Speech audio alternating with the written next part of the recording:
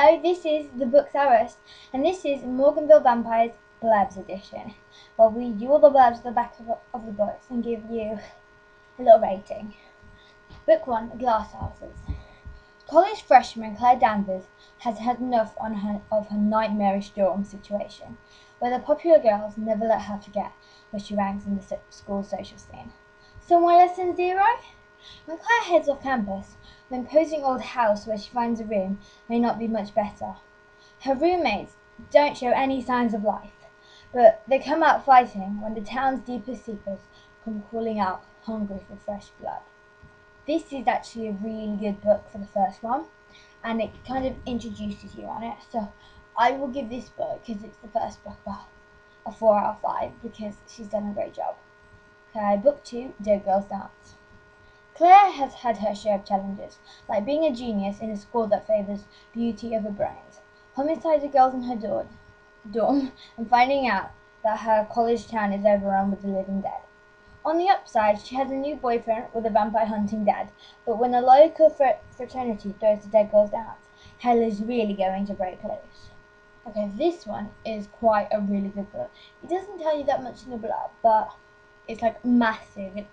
It's really, you kind of see their relationships building, even though it's the second book and it doesn't jump to it. I would rate this 3 out of 5. Okay, Book 3, Midnight Alley. Morganville is such a nice place to live and die, if you don't mind that sort of thing. When Claire Danvers learned that her college town was run by vampires, she did what any intelligent, self-preserving student would do. She applied for a transfer and stocked up on garlic. The transfer is no longer an option, but the garlic may come in handy. Now Claire has pledged herself to Emil, the most powerful vampire in town. The protection her contract secures is little to reassure her friends. All of a sudden, people are turning up dead. A stalker comes up from Claire's past, and an ancient bloodsucker extends a chilling invitation for a private lesson in a scheduled home. I think this book is a really good book, and I like how they added the character. I won't tell you who he is in case you haven't read it, but the character they added is really good. He's like from book 3 all the way. He's amazing, and he's one of my favourite characters. And now she has pledged to Emil. Things in the other books go a bit better than worse on many occasions. So this is, I would rate this a 4 out of 5. Okay, Book 4, Feast of Fools. In the town of Morganville, vampires and humans live in relative peace, but Claire Danvers has never been convinced, especially with the arrival of Mr. Bishop, an ancient, old-school vampire who cares nothing about harmony. What he wants from the town's living and dead is unthinkably sinister. This is, wow, the plot is just amazing, but she could have probably wrote it better. And what it doesn't say in the book, so the relationships are growing, and they like want to cling on to each other. They think of each other as like buddies for life. So, and now Mr. Bishop's come. That is getting worse. He doesn't care about whether humans should live or vampires should live. He just wants to rule. He wants to be like, everybody follow him. It's his kingdom. He does what he wants. But they're not going to let that happen, obviously. Okay, Book 5, Lord of Misrule. Morganville, Texas, just south of Normal. In the college town of Morganville, vampires and humans coexist in relatively bloodless harmony. Then comes Mr. Bishop, a master vampire who threatens to abolish all order, retrieve the forces of the evil dead, and let chaos rule. But Bishop isn't the only threat. Violent black clouds promise a storm of devastating proportions, but is it natural? The student Claire Danvers and her friends prepare to defend Morganville against the elements, both natural and unnatural. The unexpected happens. Morganville's vampires begin to vanish one by one. Discovering why leads Claire to one last choice: swear allegiance to Bishop or die. Wow, this is just amazing, this one. It couldn't, again, be written better, but it is amazing. I can't It's like so much thought, and now it's war. Okay, head on war with them. And Bishop is strong. People want him because he's saying, let's hunt for free. So, yeah, so they might not, they don't want to go with a meal. But some people who want order will. Okay, book 6, Carpi Culpus.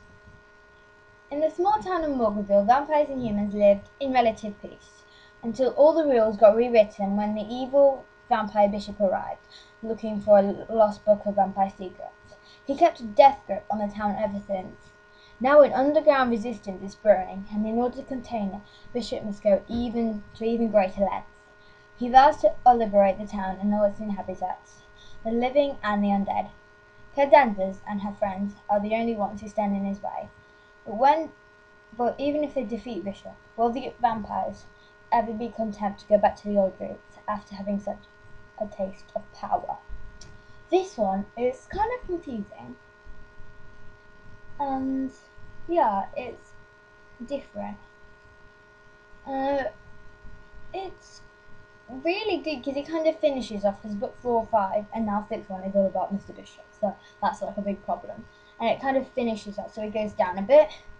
Oh yeah, I forgot to rate the other books, but if I had to rate this one, I would rate it about 3 out of 5. Book 7, Fade Out. Without the evil vampire bishop ruling over the town of Morganville, the resident vampires have made major concessions to the human population. With their newfound freedom, Claire Danvers and her friends are almost starting to feel comfortable again. Now Claire can actually concentrate on her studies, and her friend Eve joins the local theatre company. But one of Eve's classmates goes missing after starting work on a short documentary. Eve suspects the worst. Claire and Eve soon realise the film project, featuring the vampires themselves, is a whole lot bigger and way more dangerous than anyone expected. In this book, spoiler alert, features some crazy person. I won't tell you because that's spoiling too much, but really crazy who wants to break Morganville apart. And spoiler, she's human. So it's not vampire, yeah, but it can be worse. It can bring Morganville down. Okay, this one is book 8, and this is I forgot what book 8 was. This is Kiss of Death. Claire Danvers had a few things on her mind. First of all, there's the laundry, which is now an unfortunate shade of pink. Then there's her boyfriend Shane, who is never too far from her thoughts. Finally, there is her best friend Eve's relationship problems. As if life as a student wasn't complicated enough, Claire just happens to be studying in Morganville, a town run by vampires. Trouble seems to follow Claire and her friends like a shadow, and tonight is no exception to the rule. They must find the most difficult documents for a vampire to acquire, pupil passes that allow badass Morley and his friends to leave Morganville. But it's proving incredibly difficult. Well, with the odds seemingly stacked against them, the biggest question of all is, will they survive? This one features another crazy person, vampire, and he wants to leave, but this time they leave and go on a trip to Dallas because of Michael's record deal. So they're like, yeah, I'm out, but it's not as easy. Only in the last 2 days they have peace. There are other things out there that don't want peace to be there, and you'll soon realise if once you read the book. So the next one is book 9, Ghost Town, one of my favourites. Book 9. When Claire is ordered to repair the systems that protect Morganville, it is not just cutting into her study time, it's a life-threatening problem. If there's one thing this vampire-infested town is serious about, it's security. But achieving the impossible only brings a whole new set of problems, and the upgrades have unexpected consequences. Soon people inside the town are slowly beginning to forget who they are, even the vampires. Soon the town's little memory problem has turned into a full-on epidemic. Now Claire needs to figure out a way to pull the plug on her experiment before she forgets how to save Morganville. This is the saddest book I've read in the series. I was crying, rivers. I was crying. It's just so sad, and this is a really good book, but even if I said that, don't jump, you won't understand it at all. It is so sad, and I'm glad at the end it kind of all stuck together. they all stuck together because it's a really sad book. And you just want it for the best, and this is my favourite.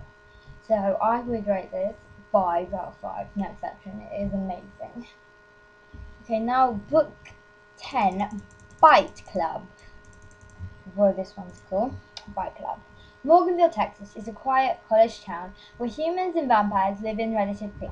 But lately, a great deal of blood is being spilled. Not in a feeding frenzy, but for someone's twisted idea of entertainment. After discovering that vampires populate Morganville and surviving a number of adventurous discoveries and adventures with her new night-dwelling friends, college student Claire Danvers has come to realize that for the most of the part, the undead just want to live their lives, but someone else wants them to get ready to rumble. There's a new extreme sport being broadcast over the internet, bare-knuckle fights, pitting captured vampires against one another, or worse, against humans. Checking the out-of-town signal leads Claire, accompanied by a loyal group of friends and frenemies, to discover what started as an online brawl will soon threaten everyone in Morganville. And if they want to survive, they'll have to do a lot more than fight. This book is just... it's good. It is good, but I thought Shane and Claire would tear apart. Because of his fighting and stuff, he finally gets what he wants, and I thought they would fall apart, but they don't.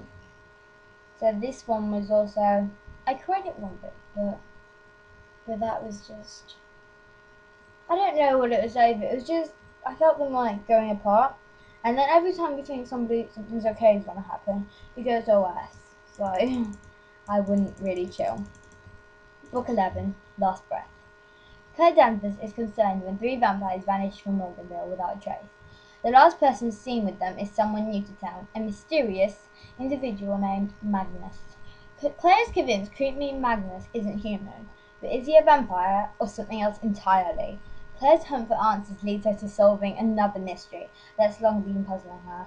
Why do vampires live so far out in the sunny desert when they're so sensitive to sunlight? Good question. The answer has nothing to do with the vampires and sunlight, but with the water, and an ancient enemy who has found a way to invade the vampires' landlocked community. Vampires aren't the top predator on Earth. There's something worse that preys on them, something much worse, which means if Claire and Morganville want to live, they have to fight on to the last breath. I find that breathtaking. No, I love this book. This is amazing, and I love the back of it as well. And as you see, there's a new person, and new people aren't always the greatest. So will they survive? Obviously, because it's another book. Book 12, Black Dawn. This is continuing. When a tide of ferocious drawl, the vampire's deadliest enemy, floods Morganville, its electric mix of residents must fight to save their own town from devastation and chaos. Chaos has taken over the quiet town of Morganville as the threat of the drawl rapidly spreads with the help of the city's water system. Whilst most of the locals have already fled, student Claire Danvers and her friends Shane, Eve and Michael choose to stay and fight. But things take turn for the worse when vampire Emil, the town's founder, is infected with a master draw's bite. Unless Claire and her friends can find an antidote to save Emil and overcome the draw, Morganville this book.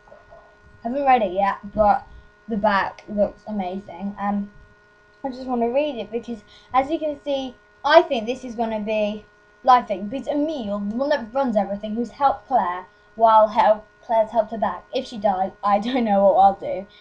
You don't really realise how much you like her, but if she goes, I will. I don't know, I wouldn't be that upset, but she kind of put things together, added a spin on things, made it more interesting. Okay, and then book 13. We don't have a blurb for that yet, but we have heard, and she said that book 13 will be out in November, and it's called Bitter Blood. I will tell you as soon as I can what the blurb is about, but I don't know yet. So thanks for reading. Thanks for listening to the Booksaurus blurbs and info. Thank you.